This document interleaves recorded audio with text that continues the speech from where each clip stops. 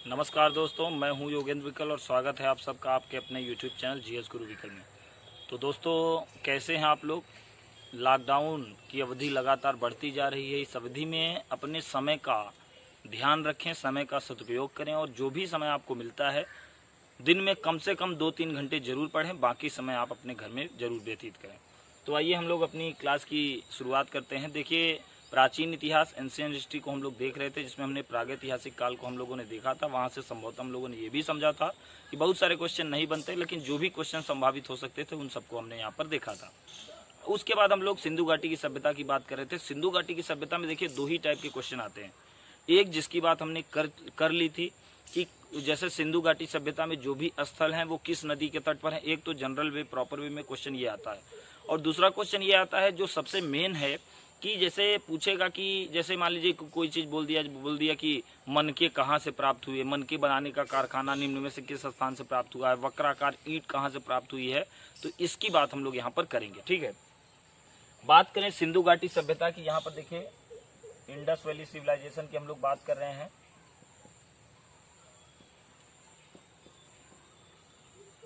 जिसको हम लोग हिंदी में बोलते हैं सिंधु घाटी की सभ्यता। तो एक ओवरव्यू ले लेते हैं हम लोग सिंधु घाटी की सभ्यता की। अगर हम बात करें तो सिंधु घाटी की सभ्यता पूरी तरह नगरीय सभ्यता थी। ये कैसी सभ्यता थी भाई? नगरीय सभ्यता थी। इसके बाद हम लोग देखेंगे, अभी जब हम लोग देखेंगे ऋग वैदिक काल और उत्तर वैदिक काल, कुल मिला के वैदिक काल की बात करेंगे, जिसको 2 खंडों में विभाजित किया गया है, ऋग वैदिक काल, उत्तर वैदिक काल। तो वहां पर देखेंगे कि वो पूरी तरह सभ्यता ग्रामीण थी। लेकिन सिंधु घाटी की सभ्यता की बात करें तो ये सभ्यता पूरी तरह नगरीय थी। अब नगरीय व्यवस्था में जैसे हम लोग देखते हैं कि सड़कें पूरी तरह अच्छी व्यवस्थित सड़कें, पक्की सड़कें हमको दिखाई देती हैं, नालियां दिखाई देती हैं, जो कि नालियां पक्की नालियों के साक्ष्य भी मिले हैं और साथ में ढकी हुई नालियां यहाँ पर देखने को मिली हैं। तो इस तरह से आप समझ सकते हैं कि सारी की सारी सभ्यता नगरीय थी। और सारे लोग जो है, महिला और पुरुष, याद रखिएगा कि सिंधु घाटी की सभ्यता में जो पहनावे देखे गए हैं, महिला और पुरुष दोनों जो है वो आभूषण धारण करते थे, दोनों ठंडी और गर्मी के वस्त्रों को धारण करते थे। तो मतलब अगर इन सारी चीजों को हम लोग देखें तो ये कह सकते हैं कि पूरी तरह से इनका जो कल्चर था वो पूरी तरह सिविलाइज था, और ये पूरी तरह इनकी सभ्यता की कैसी थी भाई? नगरी थी। अगर हम बात करें सिंधु घाटी की सभ्यता कहाँ से कहाँ तक थी, तो एक छोटा सा ओवरव्यू हम लोग लेते हैं। यहाँ पर एक मांडा है। मांडा आपका कश्मीर में है, जम्मू एंड कश्मीर मान सकते हैं। तो मांडा इधर अगर हम उत्तर से दक्षिण अगर विस्तार समझें, नॉर्थ से साउथ, तो मांडा सबसे इसका उत्तरी छोर था। सिंधु घाटी की सभ्यता का सबसे उत्तरी छोर आपका मांडा था, जो कि जम्मू एंड कश्मीर में था। और इधर आपका दयमाबाद आपका पड़ता है महाराष्ट्र में। तो ये उसका महाराष्ट्र में है ये। तो ये इसका उत्तर से दक्षिणी विस्तार है, मांडा से दयमाबाद। और ये आलमगीरपुर, ये आपका उत्तर प्रदेश मेरठ में, आलमगीरपुर अपना यूपी, और आलमगीरपुर से ये आपका सूतकांगेडोर, ये आपका पाकिस्तान बलूचिस्तान वाला प्रांत है। तो ये पाकिस्तान, मतलब ये पूरा जो इसका विस्तार है, ये उत्तरी से दक्षिणी विस्तार अगर हम देखें तो ये मांडा से दयमाबाद था, और पूरब से पश्चिम विस्तार अगर हम लोग देखें तो ये आपका आलमगीरपुर से सूतकांगेडोर तक था। ठीक है, एक बात और याद रखिए कि कभी ऐसे पूछे कि इसका जो क्षेत्रफल है वो किस स्ट्रक्चर में था या किस शेप में था, तो याद रखिएगा ये त्रिभुजाकार स्वरूप था। यहाँ पर देखें आप, त्रिभुजाकार स्वरूप, ट्रायंगुलर शेप था इसका, त्रिभुजाकार। तो इस तरह से हम लोगों ने इसको यहाँ पर देखा। ठीक है, अब बढ़ते हैं। देखिए, ये सब इसका ओवरव्यू हम लोगों ने लिया कि यहाँ से जितनी बेसिक बातें आपको समझने वाली हो सकती थी वो हम लोगों ने यहाँ देखी। आपके पेपर के पॉइंट ऑफ व्यू से ये कोई चीज इंपॉर्टेंट नहीं, जैसा मैंने बताया, मैं फिर से आपको बता देता हूँ। 2 ही टाइप के क्वेश्चन आपसे पूछे जाएंगे कि सिंधु घाटी सभ्यता का कोई स्थल है वो किस नदी के किनारे स्थित है। पहला क्वेश्चन तो ये, जैसा हम लोगों ने देखा था पूरा ट्रिक के माध्यम से कि लोभी मौसी का हरा कंघा रंभा ने ले लिया, रोष में बस से कुचल दिया। मुझे उम्मीद है कि आप सबको ये समझ में आ गया होगा। अब दूसरे टाइप की अगर हम लोग बात करें तो यही क्वेश्चन यहाँ से पूछा जाएगा कि सिंधु घाटी की सभ्यता का कोई एक स्थल लेगा और बोलेगा ये स्थल किस विशेष पर्पज के लिए प्रसिद्ध है। बस यही हमको यहाँ पर ध्यान देना है। तो आइए हम समय को न गंवाते हुए शुरू करते हैं। तो देखिए, सबसे पहले हम लोग बात करें हड़प्पा की। हम लोगों ने ये भी देखा था कि इसमें बहुत सारे स्थल हैं। सिंधु घाटी सभ्यता में ढेर सारे स्थल है। चूंकि इस सिंधु घाटी सभ्यता को नाम हड़प्पा सभ्यता इसलिए कर दिया गया क्योंकि हम लोगों ने ये भी देखा था कि सबसे पहले जो खोजा गया स्थान था वो हड़प्पा था, इसीलिए इसका नाम हड़प्पा सभ्यता भी हो गया। तो बात करें अगर हड़प्पा स्थल की सिंधु घाटी की सभ्यता में जो प्लेस था हड़प्पा, अगर इसकी बात करें तो यहाँ पर देखिए कि हड़प्पा से क्या क्या यहाँ पर मिला है। तो सबसे पहले याद रखिएगा अन्नागार। अन्नागार आप लोग समझते हैं, अन्नागार का मतलब ये है कि एक बड़ा सा कमरा था, खूब बड़ा सा हॉल था और वहां पर अन्न रखने की व्यवस्था थी, स्टोरेज जिसको आप बोल सकते हैं वो। तो पहला क्वेश्चन आप समझ पाए होंगे आई होप कि अन्नागार निम्न में से सिंधु घाटी सभ्यता के निम्न में से किस स्थल से प्राप्त हुआ है, तो उसका आंसर क्या देंगे भाई, हड़प्पा। ठीक है, अगली बात कब्रिस्तान R37, ये आयोग द्वारा पूछा गया क्वेश्चन है कि कब्रिस्तान R37, ये पूरा हूबहू ऐसे ही क्वेश्चन पूछा गया है। कब्रिस्तान R37 निम्न में से किस स्थल से प्राप्त हुआ है, तो याद रखिएगा हड़प्पा। तो जो मैं यहाँ पर आपको सिलेक्टिव बताऊंगा वही आपको याद रखना है, क्योंकि एक प्लेस से कोई केवल 2 या 3 चीजें आपको मिलती हुई दिखाई नहीं देगी, लगभग 4, 5, 6, 7, 8, तो इतना हमको याद करना हमारे लिए बड़ा डिफिकल्ट है। तो हमको वही यहाँ पर याद रखना है, मतलब आपको वही चीजें यहाँ पर याद रखें जो मैं यहाँ से बता रहा हूँ। उम्मीद रखिए, ये विश्वास भी रखिए कि अगर आप इसमें पढ़ते हैं, अगर सिंधु घाटी की सभ्यता से अगर कोई क्वेश्चन बनेगा तो लेक्चर से ही बनेगा, नहीं तो सिंधु घाटी की सभ्यता से क्वेश्चन बनेगा ही नहीं। ठीक है, तो हमने ये देखा अन्नागार, कब्रिस्तान R37, और एक चीज याद रखिएगा, स्त्री के गर्भ से, दिखाई दे रहा होगा आप लोगों को, यहाँ पर लिखते भी चलिएगा, मेरे साथ नोट्स बनाते चलिएगा। तो स्त्री के गर्भ से निकलता हुआ पौधा, स्त्री के गर्भ से निकलता हुआ पौधा, इसी को आप ब्रैकेट में कह सकते हैं। ऐसे भी क्वेश्चन पूछा गया है, उर्वरता की देवी। उर्वरता आप लोग समझते हैं, फर्टाइल। तो हड़प्पा सभ्यता से आपको केवल 3 चीजें याद रखनी है। अन्नागार हड़प्पा से प्राप्त हुआ है, कब्रिस्तान R37 ये भी हड़प्पा से प्राप्त हुआ है, और स्त्री के गर्भ से निकलता हुआ पौधा, इसके जो साक्ष्य मिले हैं ये भी हड़प्पा से मिले हैं। अर्थात हम समझ सकते हैं कि जो उर्वरता की देवी है इसके साक्ष्य कहाँ से मिले हैं, तो हड़प्पा से मिले हैं। बस आपको इसमें से 3 चीज याद रखनी है, मुझे उम्मीद है कि आप इसको तुरंत ही याद कर लिए होंगे। चलिए हम लोग आगे बढ़ते हैं। हड़प्पा के बाद हम लोग देखते हैं मोहनजोदड़ो।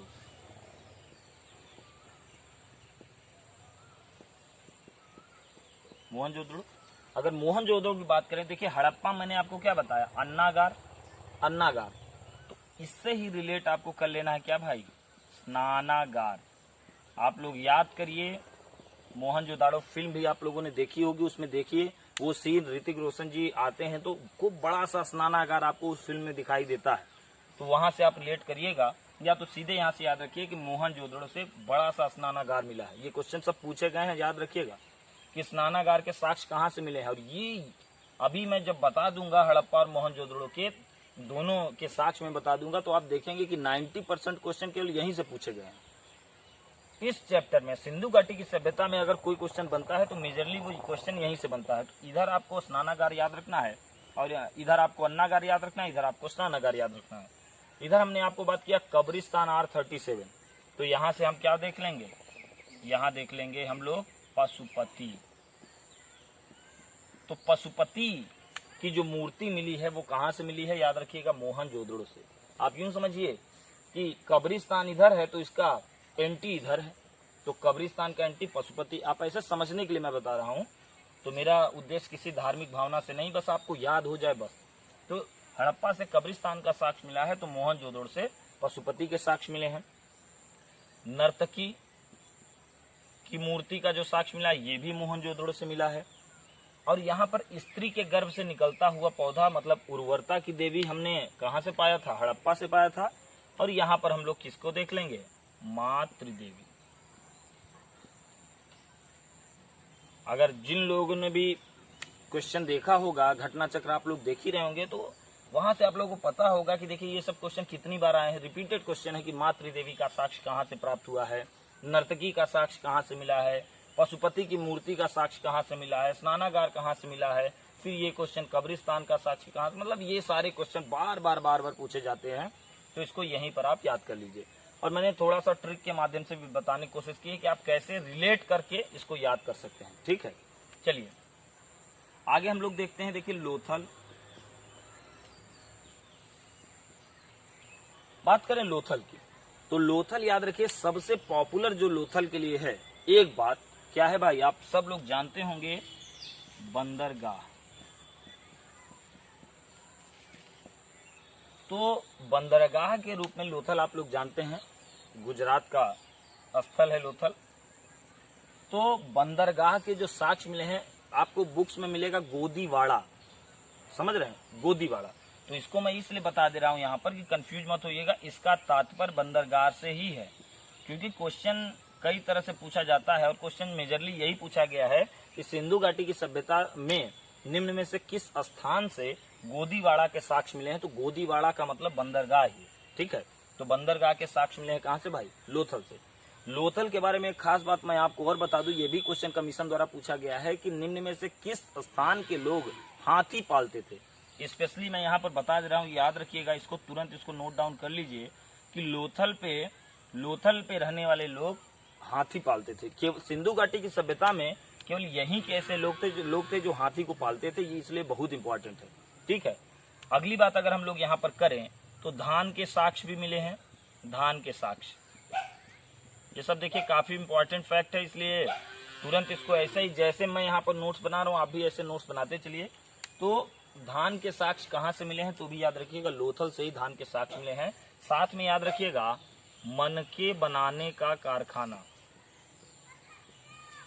मनके बनाने का कारखाना, तो मनके का कारखाना, इसका भी साक्ष्य मिला है लोथल से। मनका आप लोग समझते हैं आभूषण, तो आभूषण बनाने के कारखाने के साक्ष्य मिले हैं लोथल। लोथल देखिए काफी विकसित था। अभी भी देखिए जब हम लोग ज्योग्राफी में पढ़ते हैं तो कोई भी कॉन्टिनेंट का कोई भी देश होता है जिसका विकास समुद्री तट पर होता है, उसकी अर्थव्यवस्था काफी मजबूत होती है।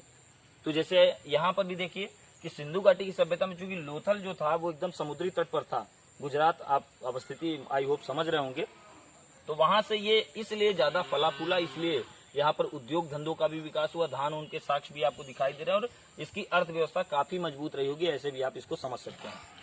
लोथल के बाद हम लोगों को देखिए ध्यान देना है, देखिए हम लोग इस समय गांव में आए हैं, आप लोग जानते हैं, तो और मेरा आज मन हुआ कि आज हम लोग कमरे से बाहर निकलते हैं और इस समय मैं बगीचे में हूँ और यहाँ पर हम लोग प्राकृतिक सौंदर्य का आनंद लेते हुए लेक्चर को हम लोग रिकॉर्ड कर रहे हैं, इसलिए ये सब गाय भैंस या फिर जो भी आवाज आएगी इसको आप लोग थोड़ा सा इग्नोर करेंगे, ठीक है। तो चलिए लोथल के बाद हम लोग आगे बढ़ते हैं। लोथल के बाद हम लोग देखेंगे आपका कालीबंगा, कालीबंगा।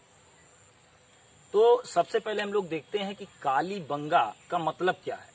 तो कालीबंगा का मतलब क्या है भाई, आप लोग जानते भी होंगे, काले रंग की चूड़ियां, काले रंग की चूड़ियां। देखिए ये सब इसलिए बता रहा हूं कि ऐसे भी क्वेश्चन आपसे पूछ लेता है कि कालीबंगा का मतलब क्या है। जैसे मोहनजोदड़ो, ये क्वेश्चन तो काफी पॉपुलर है, सभी लोग आप लोग जानते होंगे कि मोहनजोदड़ो का तात्पर्य क्या है, तो आप सब लोग जानते होंगे क्या है भाई। यहाँ पर मैं लिख दे रहा हूं मृतकों का टीला, तो मृतकों का टीला। तो जैसे कोई एक जैसे भले कोई स्थल है लेकिन हमको उसका नाम, उसके नाम की मीनिंग पता होनी चाहिए। तो सबसे पहले हम लोगों ने देखा कि कालीबंगा का मतलब क्या है, तो कालीबंगा का मतलब है काले रंग की चूड़ियां। इसी के साथ हम लोगों ने ये भी देख लिया मोहनजोदड़ो का मतलब क्या है, कि मोहनजोदड़ो का मतलब है मृतकों का टीला। एक इंपॉर्टेंट बात और बता दो, फिर इसको हम लोग हटाएंगे, फिर आगे हम लोग आगे बात करेंगे। देखिए एक इतिहासकार है, यहाँ पर आप नोट डाउन कर लीजिएगा, मैं यहाँ बता दे रहा हूँ, ये देखिए पिगट, स्टुअर्ट पिगट साहब, तो इनका नाम याद रखिएगा पिगट। तो पिगट साहब ऐसे इतिहासकार हैं जिन्होंने हड़प्पा और मोहनजोदड़ो, ये देखिए, तो हड़प्पा और मोहनजोदड़ो को इस विस्तृत साम्राज्य की, मतलब सिंधु घाटी की सभ्यता के विस्तृत साम्राज्य की जुड़वा राजधानी कहा।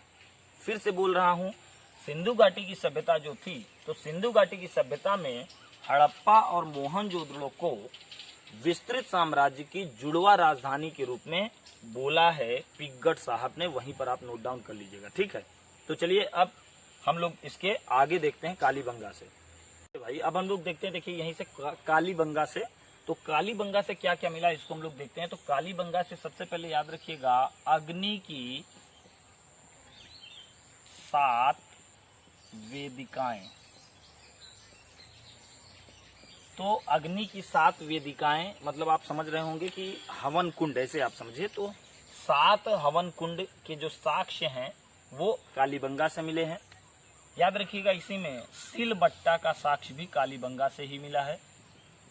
तो सिलबट्टा आप लोग समझते होंगे, गांव में जो जैसे मिक्सर मशीन नहीं, जो गांव की जो मिक्सर मशीन है, जो सिल और बट्टा होता है जिसपे हम लोग चटनी वटनी बना के उसका स्वाद लेते हैं। तो कालीबंगा से अग्नि की 7 वेदिकाएं मिला है, सिलबट्टा मिला है। और एक बात और याद रखेंगे आप कि जूते हुए खेत के साक्ष्य मिले हैं।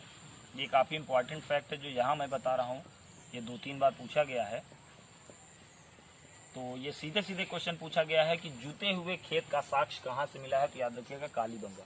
इसको याद कैसे रखेंगे, जैसे खेत कोई जोत दिया जाता है तो आपको एकदम काला काला काला काला दिखता है, तो ऐसे आप इसको याद रखिएगा कि जब खेत कोई जोत दिया जाता है तो काला काला काला काला दिखाई देने लगता है। तो कालीबंगा से हम याद रखेंगे, जूते हुए खेत का साक्ष्य कालीबंगा से मिला है। सिलबट्टा भी जनरली काला ही होता है, समझ रहे हैं, तो वो भी ऐसे आप समझिए कि काले रंग का ये आपको मिलेगा। हवन कुंड भी अगर आप देखें अंदर से तो काला काला होगा, मतलब इस तरह से मोटे मोटे तौर पर आप थोड़ा सा इसको याद कर सकते हैं। आगे हम लोग बढ़े तो बहुत ही पॉपुलर स्थान है, पीसीएस 2017 में ये क्वेश्चन भी डायरेक्टली आया था, चनहूदड़ो। ये प्लेस है, बहुत इंपॉर्टेंट है। अब इंपॉर्टेंट क्यों है इसको हम लोग देखते हैं। तो चनहूदड़ो से पहली बात कि लिपस्टिक का साक्ष्य मिला है। लिपस्टिक आप लोग जानते हैं, मैंने पहले आपको बताया कि सौंदर्य का काफी बोलबाला था सिंधु घाटी की सभ्यता में। तो मैंने आपको बताया कि महिलाएं हो चाहे पुरुष हो, दोनों ही आभूषण धारण किया करते थे और दोनों ही सौंदर्य पे बहुत ज्यादा फोकस किया करते थे। इसका मतलब है कि सौंदर्य प्रसाधन जोरों शोरों से चल रहा होगा और उसका जो केंद्र था वो आपको यही दिखाई देगा। तो लिपस्टिक का आपको साक्ष्य मिलता है कहाँ से भाई, चनहूदड़ो से। मनके बनाने का कारखाना, मनके बनाने का कारखाना, अभी मैंने आपको बताया था मनके बनाने का कारखाना एक जगह से और मैंने बताया था, याद करिए जल्दी जल्दी। तो मनके बनाने का कारखाना का साक्ष्य भी मिला है, कंघे का साक्ष्य मिला है यहीं से, कंघे का साक्ष्य। और साथ में याद रखिएगा वक्राकार ईंट का साक्ष्य भी यहीं से मिला है। ये भी क्वेश्चन पूछा गया है, निम्न में से किस स्थान पर वक्राकार ईंट का प्रमाण मिला है, साक्ष्य मिला है। तो याद रखिए उसका आंसर क्या देंगे हम लोग, चनहूदड़ो। तो चनहूदड़ो से जितनी 4 बातें हैं ये सब याद रखिए, बहुत इंपॉर्टेंट है, आपके पेपर में डायरेक्ट यहाँ से क्वेश्चन बनते हैं। देखिए जो क्वेश्चन था वो इस तरह था यूपीपीसीएस 2017 का, निम्न में से किन स्थानों पर मनके बनाने के कारखाने के साक्ष्य मिले हैं। तो केवल चनहूदड़ो नहीं बताना था, मैंने आपको उधर बताया था लोथल, तो लोथल और चनहूदड़ो दोनों। वक्राकार ईंट का साक्ष्य ये भी पूछा गया है, तो ये केवल चनहूदड़ो से है। लिपस्टिक का साक्ष्य भी चनहूदड़ो से है। तो इतनी बातें आप लोग याद रखेंगे, ठीक है। अच्छा एक चीज और याद रखिए, धौलावीरा, यहाँ से भी क्वेश्चन बनता है कि धौलावीरा से जो है किन किन चीजों के साक्ष्य मिले हैं धौलावीरा से। तो पहले इसको मतलब समझिए कि धौला, जैसे गांव में हम लोग कहते हैं दौड़ना, दौड़ना को आप समझ सकते हैं दौड़ो मतलब दौड़ो, तो दौड़ना ऐसे रिलेट हो रहा है कि नहीं। तो 2 चीजें आप यहाँ पर समझेंगे कि कौन हम लोग कहाँ दौड़ते हैं, तो हम लोग क्या बताएंगे भाई, स्टेडियम में। तो याद रखिएगा पहली चीज, खेल के स्टेडियम का साक्ष्य, पहली बात स्टेडियम। तो जो स्टेडियम का साक्ष्य मिला है, स्टेडियम का जो प्रमाण मिला है वो धौलावीरा से मिला है। और जब हम लोग दौड़ते हैं, खेलते हैं, दौड़ते दौड़ते जब हम लोग खेलते हैं तो उसके बाद हमको क्या लगती है भाई, प्यास लगती है। और प्यास बुझाने के लिए हम लोग क्या करते हैं, पानी पीते हैं। तो पानी से आप रिलेट करिएगा जल संरक्षण तकनीक, वाटर कंजर्वेशन की आपको यहाँ टेक्निक दिखाई देगी। तो ये भी आप याद रखेंगे कि जल संरक्षण की तकनीक का प्रमाण कहाँ से मिलता है, तो वो भी बताएंगे धौलावीरा। खेल के स्टेडियम का साक्ष्य कहाँ से मिलता है, तो वो भी हमारा आंसर क्या होगा, धौलावीरा। ये भी समझ पाए। तो हमने धौलावीरा देखा, कालीबंगा देखा, चनहूदड़ो देखा। एक और प्लेस देखते हैं हम लोग, चलिए आगे हम लोग देखते हैं। एक प्लेस है बनावली। तो बनावली याद रखिएगा, बनावली से मिला है मिट्टी का हल। मिट्टी का हल, मिट्टी के हल का जो साक्ष्य मिला है, मिट्टी का बना हुआ हल जो है, इसका साक्ष्य हम कहाँ से पाए भाई, बनावली से। इसको याद कैसे रखेंगे आप, बनावली मतलब बनाया गया है, कोई चीज बनाया गया है, तो मिट्टी का कोई हल है जो बनाया गया है, आप ऐसे बिल्कुल भूलेंगे भी नहीं। तो इस तरह से हम याद रखेंगे मिट्टी का कोई हल जो बनाया गया है वो कहाँ से मिला है भाई, बनावली से। और यहीं से याद रखिएगा बड़ी अधिक मात्रा में यहाँ से जौ का साक्ष्य मिला है। तो जौ के साक्ष्य बहुत अधिक मात्रा में कहाँ से मिले हैं, तो हम आंसर क्या देंगे भाई, बनावली। ठीक है, एक प्लेस और याद रखिएगा सुरकोटड़ा, इसको कहीं कहीं सुरकोटदा ऐसे भी करके लिखा रहता है, तो उसमें कंफ्यूज होने की जरूरत नहीं है। हमारे लिए इंपॉर्टेंट इसलिए क्योंकि एक ही स्थान ऐसा था जहां से घोड़े के हड्डियों के साक्ष्य मिले हैं। तो याद रखिएगा घोड़े के साक्ष्य, तो घोड़े के साक्ष्य कहां से मिले हैं भाई, सुरकोटड़ा से। बाकी सिंधु घाटी की सभ्यता में कोई ऐसा स्थान नहीं मिलेगा आपको जहां पर घोड़े के साक्ष्य मिले हैं। और अमूमन आप ये मान के चलें कि सिंधु घाटी की सभ्यता में घोड़ों का प्रचलन नहीं था, ये बात आप ऐसे ही याद रखें। ठीक है, तो देखिए एक मोटे मोटे तौर पर हमने सिंधु घाटी सभ्यता को कवर करने की कोशिश की। मेनली जहां से क्वेश्चन देखिए बनते हैं वही को हमने उठाने की कोशिश की, वहीं से आपको बताने का भी प्रयास किया है। मुझे उम्मीद है कि लेक्चर आप लोगों को समझ में आया होगा। आप लोग इसको अच्छे से पढ़ें, तैयार करें, और कोई भी दिक्कत हो आपको, आपके जो भी क्वेश्चन हो, आप वहीं कमेंट बॉक्स में अपना क्वेश्चन करें और मैं आपके जवाब वहीं पे दूंगा। ठीक है, वीडियो देखने के लिए आपका बहुत बहुत धन्यवाद।